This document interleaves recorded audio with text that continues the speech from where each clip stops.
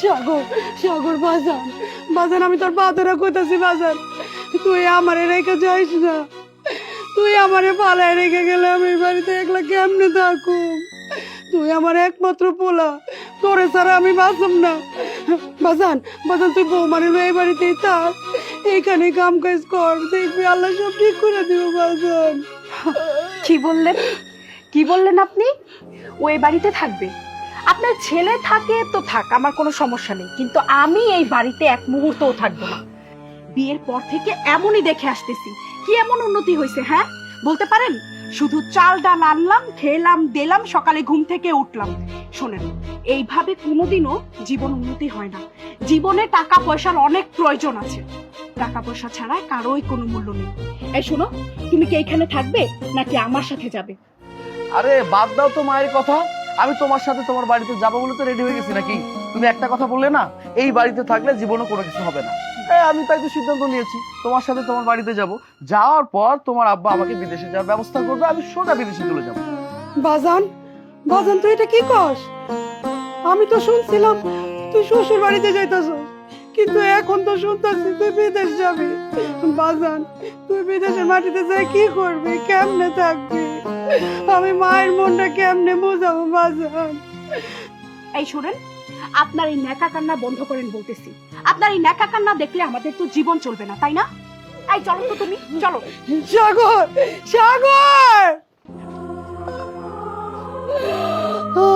সাগর রে, আমারে পালায় রেখে গেলি বাজান, আমি কেমনে থাকবো? আমার বুকটা যে খালি হয়ে গেল বাজান। তা বাবা, ব্যবস্থা কতদূর করলে? কিছুই তো জানালে না। হ্যাঁ, সব ঠিকঠাক হয়ে গেছে, সামান্য কিছু টাকা শর্ট পড়েছে, হ্যাঁ বুঝলি। কিন্তু এমন এক জামাইয়ের কাছে তোকে বিয়ে দিয়েছি যার নাকি 1000 টাকা বের করার ক্ষমতা নেই। কত টাকা শর্ট পড়েছে বাবা? এই 1050 হলে হয়ে যাবে সব ঠিকঠাক মতো। আচ্ছা সাগর, তোমার হাতের আংটিটা খুলে দাও তো। আমার হাতের আংটি দিয়ে কি করবে? তোমাকে দিতে বলেছি, তুমি দাও, পরে বলতেছি। আচ্ছা ঠিক আছে, এই নাও, এটা দিব? না, ওইটা দিয়ে কি করবো? এটা তো রূপার।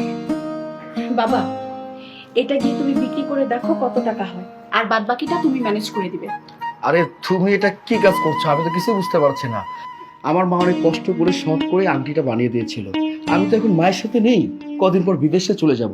মায়ের দেওয়া শেষ সম্বল স্মৃতি যেটা ছিল আমার কাছে, সেটা যদি আমি দেখতেও পারি তাও তো আমার ভালো লাগবে নাকি? শোনো বাবা, পেটে যদি ভাত না থাকে আর সব যদি ঠিকঠাক মতো না হয়, তাহলে তোমার এই মায়ের আংটি দিয়ে কি পানি খাবে? আরে বাবা, তুমি বাদ দাও তো ওর কথা। তোমাকে আমি যেটা বলেছি তুমি সেটা করো। আংটিটা গিয়ে আগে বিক্রি করে আসো। ঠিক আছে। তুমি কিন্তু কাজটা ঠিক করলে না। আমি যা করেছি একদম ঠিক করেছি, তুমি একটাও বেশি কথা বলবা না। আরে বিদেশের মাটিতে গিয়ে যদি 5 বছর তুমি মন দিয়ে কাজ করো, তাহলে এরকম সোনার আংটি তুমি অনেকগুলো আঙ্গুলের মধ্যে পড়তে পারবে। আর তখন শুধু সোনার আংটিই না, তখন যেইভাবে খুশি তুমি ওইভাবেই চলতে পারবে। বুঝতে পেরেছো কি বলছি?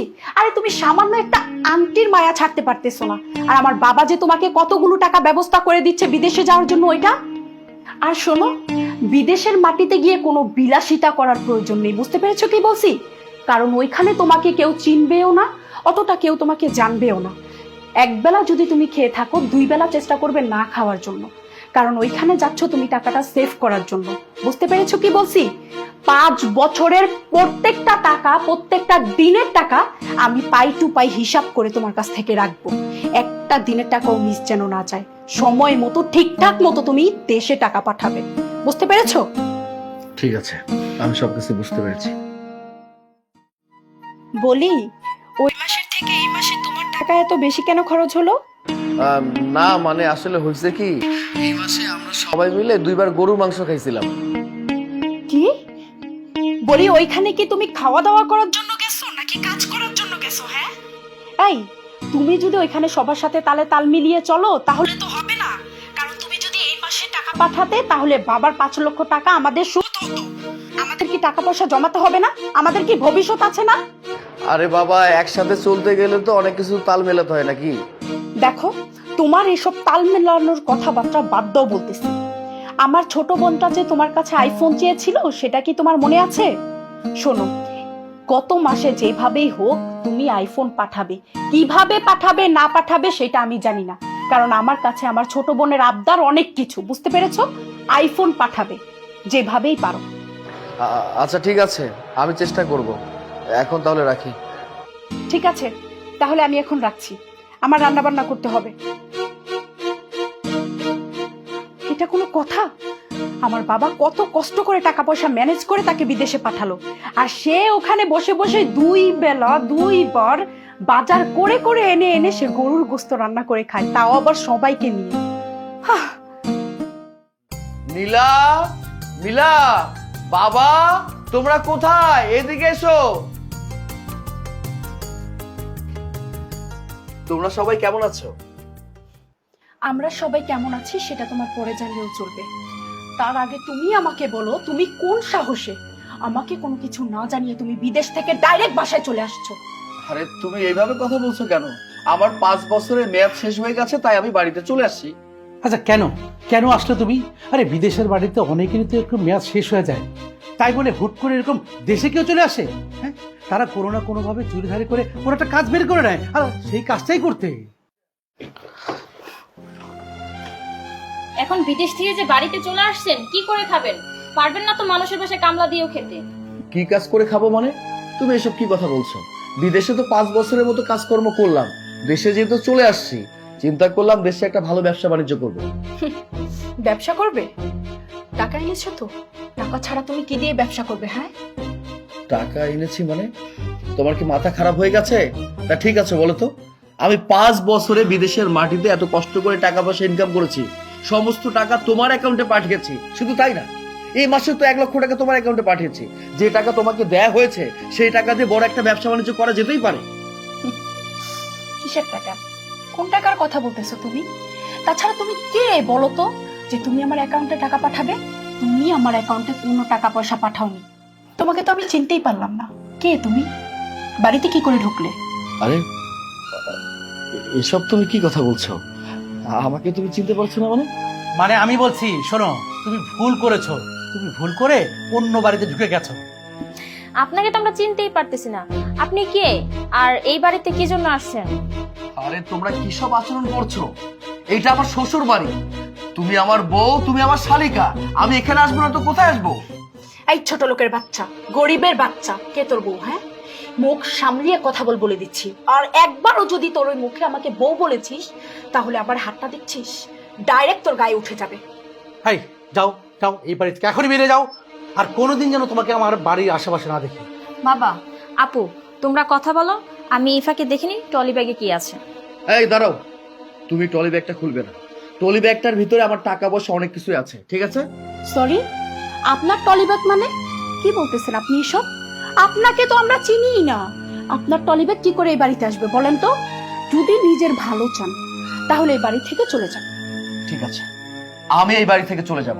তার আগে আমার যে টলি ব্যাগটা আছে এটার ভিতরে টাকা পয়সা অনেক কিছু আছে, এসব আমাকে ফিরিয়ে দাও, আমি চলে যাচ্ছি। টাকা? কিসের টাকা? এই আমার বাড়িতে তোর কিছু টাকা পয়সা নেই, বেরিয়ে যা, বেরিয়ে যা বলছি। নীলা, আমাদের এতদিনের সংসার সম্পর্ক সবকিছু মিথ্যে? হ্যাঁ, সব কিছু মিথ্যে।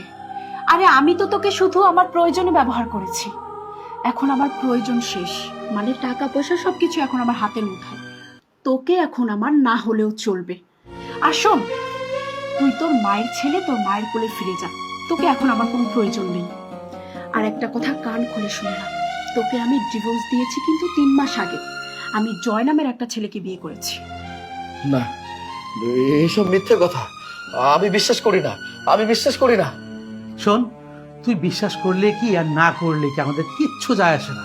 হ্যাঁ, আজকে এই মুহূর্তে আমার বাসাতে বেরিয়ে যাবি, বুঝতে পারছিস? যা, বেরিয়ে যা।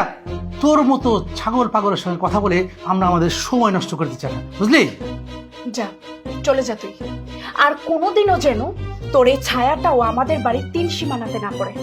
যা, বের হয়ে যা। যাচ্ছিস না কেন? যা।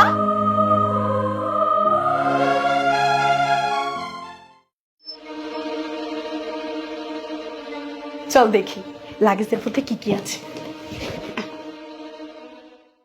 পানি, কেউ আমারে পানি দিবেন? পানি দেন, পানি আছে? কেউ আমারে পানি দেন, পানি, আমারে পানি দেন। পানি, আমারে পানি দেন। পানি, হেলো হেলো, পানি খাও।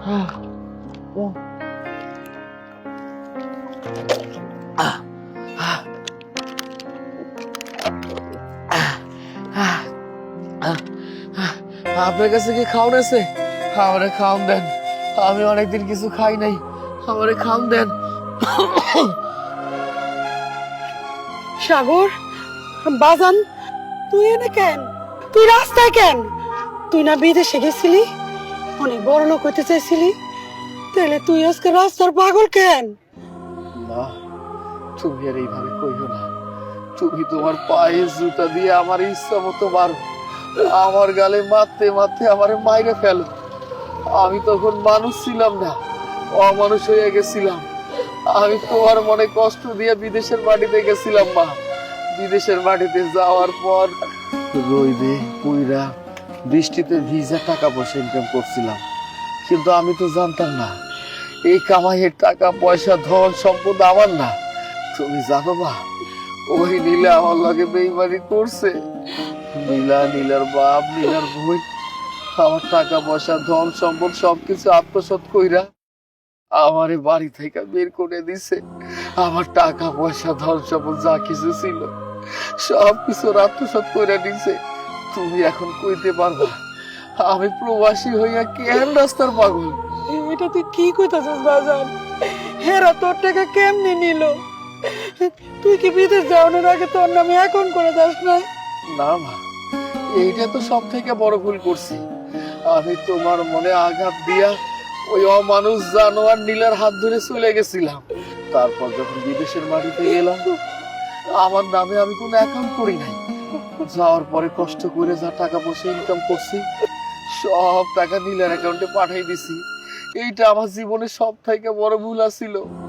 আর আমি যখন দেশের মাটিতে চলে আসি, দেশের বাড়িতে আসার পরে আমি অগলগে যখন দেখা করি, আমার টাকা পয়সা ধন সম্পদ যা কিছু আসিল, আমি ট্রলি ব্যাগটাতে যা কিছু নিয়ে আইছিলাম এইসব আমার কাছ থেকে নিয়ে নিছে। নিয়ে নেওয়ার পর আমার রাস্তার কুকুর ভাইপে চিনা ফেলছে। তুমি জানো মা, ওই নীলা আমারে ডিভোর্স দিয়ে দিছে। কয়দিন আগে কইলো অন্য একটা বোলারে বিয়া করছে। আমি প্রবাসী হইয়া রাস্তার পাগল হইয়া গেছি। আমি প্রবাসী রাস্তার পাগল মা। কে কইছে তুই রাস্তার পাগল? মা, ও মা, তুমি আমারে মাফ কইরা দাও। আমি তোমার লগে অনেক অন্যায় অবিচার করছি, সেই জন্য আল্লাহ আমারে এত বড় শাস্তি দিছে।